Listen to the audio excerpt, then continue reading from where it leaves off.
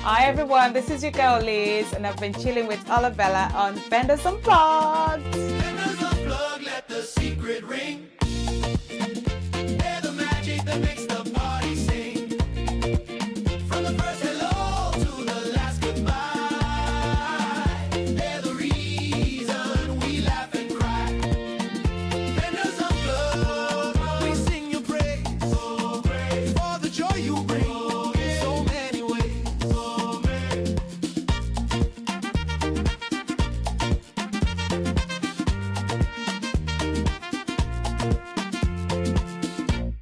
So, Liz, thank you for joining us on this show. Hi Olabella, thanks for having me. It's a great pleasure having you actually. And for the benefit of my guests and everybody out there, can you kind of introduce yourself, tell us what you do, and also a little bit about your journey?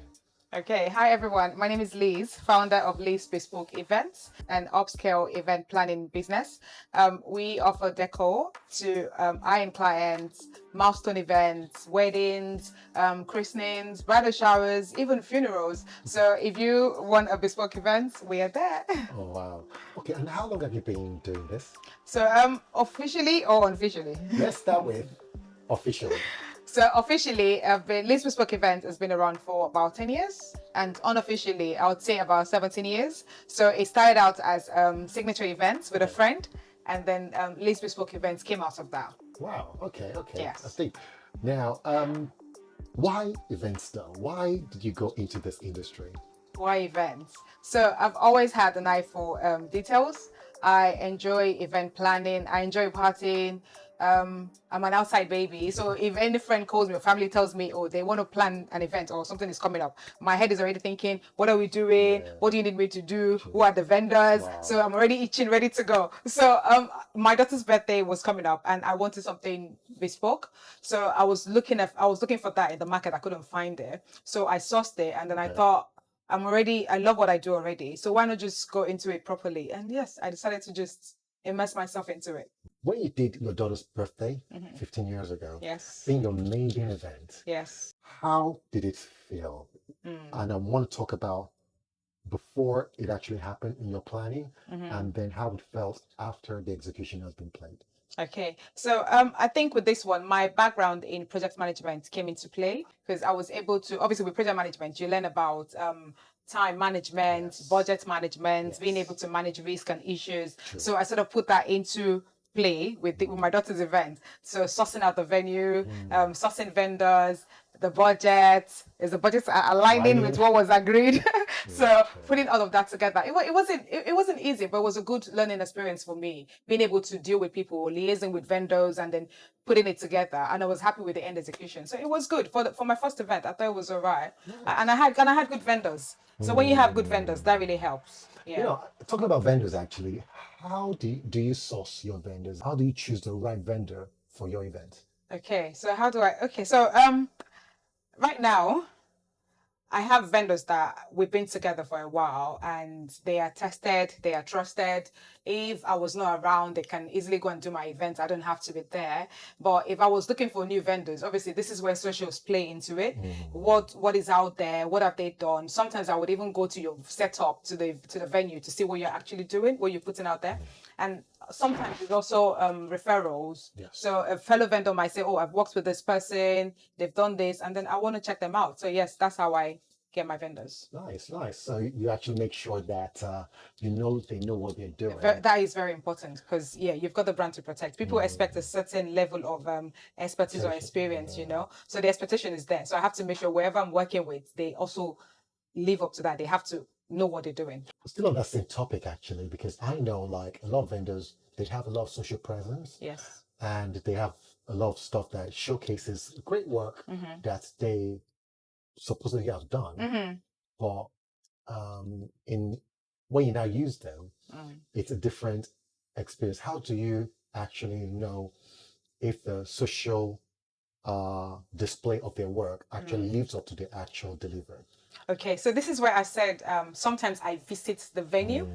So like you said, like you rightly said, sometimes some people put things out there and it's not what it seems. Or you have vendors that will put a lot of razzmatazz and you can't even pinpoint exactly what you're looking for. So if I really want a particular vendor, I'll go check out what they've done. Yeah.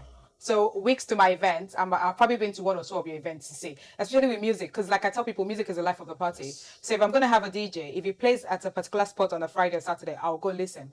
It's not just socials or what you send to me to listen to on WhatsApp. No, I would really go there and see. So same thing with the cake. I'd like to taste it. Yeah. No, it's true. It's true. It's true. So, ladies and gentlemen, there you have it. Don't just sit on the social display.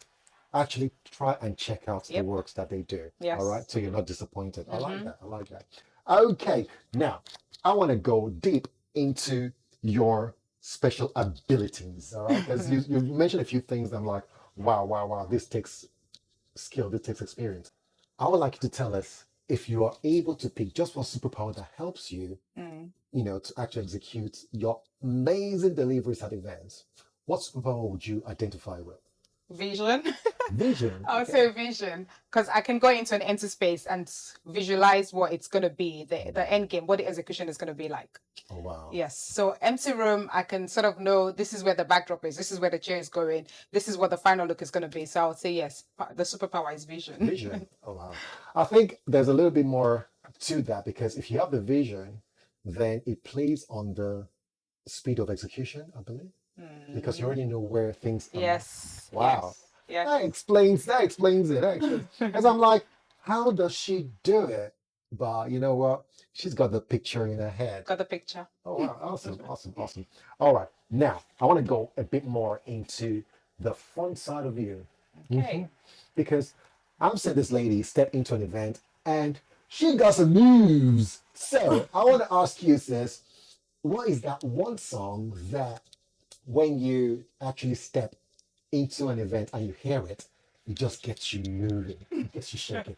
What is your go-to, ready to jam number one song right now? I'm an Afrobeats girl. I love Afrobeats. Right now, I'll say I'm into Marvel. I don't know the title, but that one that says "Follow You Again." Focus. Okay. Follow you again. Focus. Now, you know what, ladies and gentlemen, right about now on Vendors Unplugged, I'm going to be bringing Liz Bespoke on this dance floor, and she's going to be jamming, showing you moves to the song by Mavo. Check this out. Follow you again. Man, I know they focus on paper. Baby, see you later. Why the paper enter? I go call you, short for you. Balenciaga, Rico S. Leave it on, go be less, baby, my bed. Wait, look, see me, give me ego. Money talking, now they working for money. Kilo, you don't sour. Holy water. Who I can I miss you updates? Shaka booties. Kilo, to the wine easy. Give money easy. Life is give money easy. Kilo, expensive girl. Baby, want to like costly. What is the most unusual request a client has ever made? Most unusual requests. I've actually not had one, So whatever you want, we can do. I like that. Whatever you want, we can do. I've had a client that she wanted a pony. It was a pony theme. Like the daughter loved horses, so she wanted her riding the pony. So cut her out a life shape. So when you come in, you think she's on the pony. So yeah. Wow. What is a common challenge in the event industry that most vendors tend to face? I'd say pricing. I'd say pricing. Pricing is a big thing in the industry because obviously it's not regulated. So if I tell you I can do it for £5, you get someone else saying, "Oh, I can do it for £2." So I'll say pricing is the biggest thing because most clients don't think of the execution. They don't think of the final outlook. They just think about the money. So if I tell you I can do it for £2 and someone else is saying £5, they would most likely go with the £2 one, not thinking, is will the chairs be complete? Am I going to get clean furniture? Am I going to get a nice backdrop? Or is it going to be complete? Sure. Yeah. Or also, what a lot of people don't understand is like within the course itself, you're also bringing your experience to the table definitely. in terms of attention to detail, like you mentioned, and things like that. They don't think about that. I've had an instance where a client called me. I gave her a quote. She went with another vendor, and then she called me after the event saying, "Oh, how can she get some of her money back because the vendor didn't provide XYZ? And I'm thinking, how is that a me problem? You went with that person thinking it was cheaper, but the grass is not always greener, On right? the other side.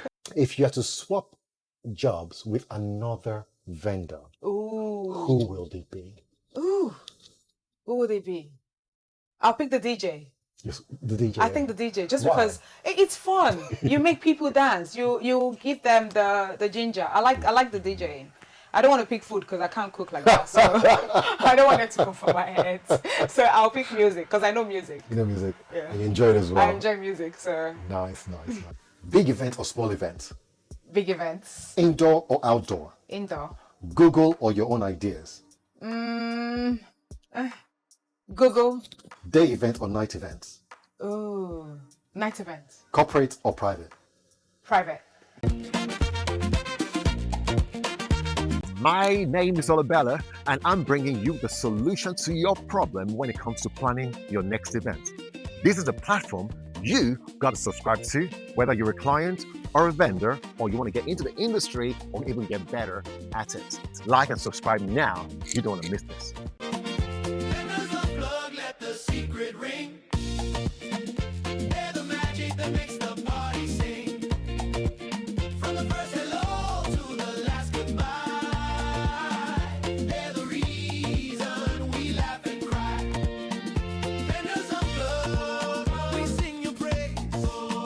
For the joy you bring in so many ways. My name is Olabella, and welcome to Vendors Unplugged, where we'll be unveiling the secrets for you to get a great event.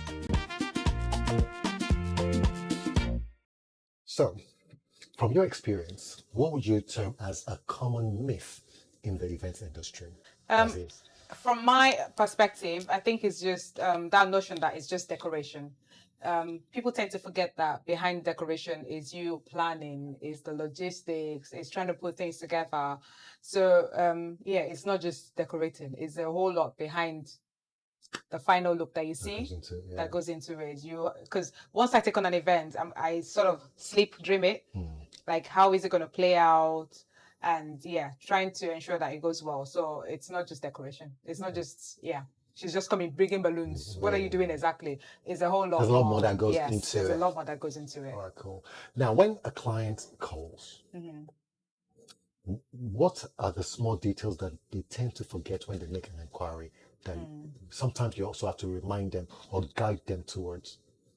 I think most times it's the sizing. So some clients will book a space and then they forget that space cannot accommodate what they're planning in their head. So if you're having a 200 guest wedding and then you're booking a space for 150, even though I think it's still to do with space, because they say, oh no, I've checked it and they say 200 people can fit, but then it's for example, an African wedding, 200 people cannot sit because you have to consider the buffet area, the dancing area, the space for the DJ, if you're having a cocktail. So if you're having all those elements, you can't fit 200 people there. So if you're having 200 guests, look for 300 or 350 capacity. It makes sense because that's true actually, because there has to be space for the dance floor, the food, the 100-member live band coming to play. Exactly, cocktails. So yeah. you have to factor that in. So it's not just, I booked a space. It says 200, but you have 200 guests. It doesn't work like that. What would you say is the most stressful stage of your delivery? Starting from when a client calls till when you enter your van and go back home. Believe it or not, I think for me, it's the designing stage. Because this is where you're trying to convince the client to sort of relinquish their power to you, trust the process. So once you book, I do like a mood board. You see what you're going to have. It's just an illustration of what the event is going to look like, you know? So it's that point where you're saying, this is the flower, this is the stage, this is that. And like, no, I don't like this. I don't see it. They don't see that. So it's you trying to convince them, probably 2 or 3 more mock-ups, and then, okay. Because you actually see what you want to give them. And you already moved several steps ahead Yes. from where they're thinking, but you now have to paint that Exactly. picture Yes. to bring them to what? bring them into it. So Oh, it's you wow. trusting that okay, she knows what she's saying, or I then have to then do the extra. So for me, I think that is the because once you nail that, like I said before, it's about the vision. I already know what the space is, what is going to be the final execution. So if you can trust that space, then we're fine. What skill do you think someone that wants to get into this industry must possess? Skill. I would say first off, I always say passion. You have to have a passion for what you do. Another very important skill is communication. You have to be able to communicate. I've learned that the hard way. Communication is key. You have to be able to manage clients' expectation, even your vendor expectation. So communication, passion, and also being willing to go above and beyond for people. It's not just limited to what you're doing. It's okay, how else can I make this shine? And if somebody wants to start, they want to get into this business, what's the best way for them to start? What's the best way? I'll say just start. Just start whatever little thing you want to start with. I know people that started in the living room. They started doing decor in the living room, putting together the backdrop. So however small it is, just start. You can also maybe send emails, proactive to other bigger events companies. Do you need a hand? Can I come shadow you? Or internship or something. But just start. Just start. Okay, I like that. I like that. Ladies and gentlemen, you hear it? If you have the idea, you want to get into it, just start. I like it. Okay, next question. All right, do you think that social media plays a huge part in your industry?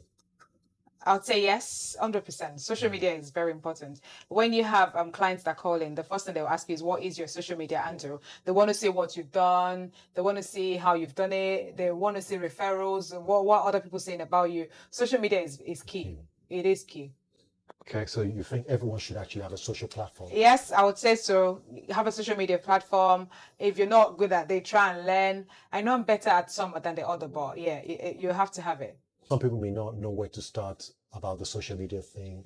So what would you say should be like a starting point to get themselves social presence? That is a tricky one, but I'll say Google is your friend, because I can't tell you go on Instagram, because some people still are on Facebook. Some people prefer TikTok. Some people prefer Snapchat. So it's different avenues. I'm still learning myself. So it's a learning process, but you have to start somewhere. True. You have to start somewhere. So, ladies and gentlemen, there you have it.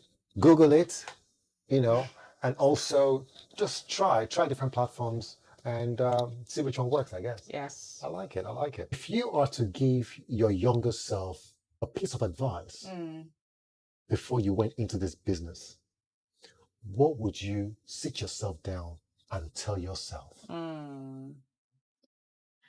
That's a good question. What would I sit myself down and tell myself? I think the first thing I will tell myself is be confident in yourself. You have to trust that you know what you're doing. Because I remember when I started, it was, this page looks better, or don't do this, or I can't post that, or I'm too critical, too conscious of what I'm putting out there. So I have to, the first thing is trust yourself.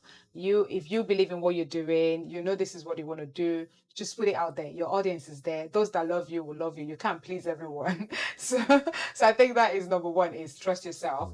And another thing I would say is try and put yourself out there, because I'm an introvert. As much as I'm out there and I love events, I still like to keep to myself. I struggle when it comes to networking, trying to meet new people. I don't know how to. So I will tell my younger self, be more confident, put yourself out there, try and make that effort. So yeah. Would you say you have a love for what you do and the industry? Absolutely. I love what I do. How much do you actually love what you do? I 100% love what I do. I enjoy it. Okay. I enjoy it, yes. Are you sure about that? I'm 100% sure. Okay. I love it. I love what I do, honestly. Excellent. But why? Because of the end result. So you put in all this planning, you put in all this work, this is where, so the final execution is like, yes, that's your vision, it's come to life. So I love it. The end result just makes it all worth it. Worthwhile. Yes. Since you've said you love what you do, then we're going to be doing what we call the I Will Always Love You challenge. Oh boy, okay. I wish you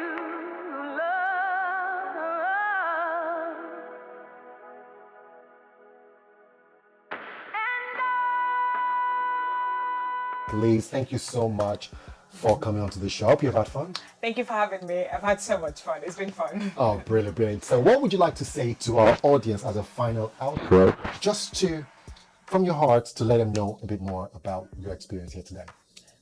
Okay, so first off, I just want to say thank you. Thank you to Olabella for hosting me today. It's been fun. Some of the questions I didn't even think about, but yeah, that was good. I just want to say to the viewers as well, thank you for tuning in. It's been a pleasure being here. Please check us out, Lee's Bespoke events, all social media platform. We'll be waiting to hear from you. And yes, do not be afraid of the prize. Ask us first. Ask first, ladies and Ask gentlemen. first. Thank you so much. It's been a great pleasure. Thanks so much. Hi, this is Olabella, and welcome to Benders Unplugged, Season 1. Benders Unplugged, let the secret ring. They're the magic that makes the party sing. From the first hello to the last goodbye, they're the reason we laugh and cry. Benders Unplugged, we sing your praise. Oh, praise for the joy you bring. So many ways. Are you ready for this? You don't want to miss it because we're going to be unveiling the secrets to great events. Check this out.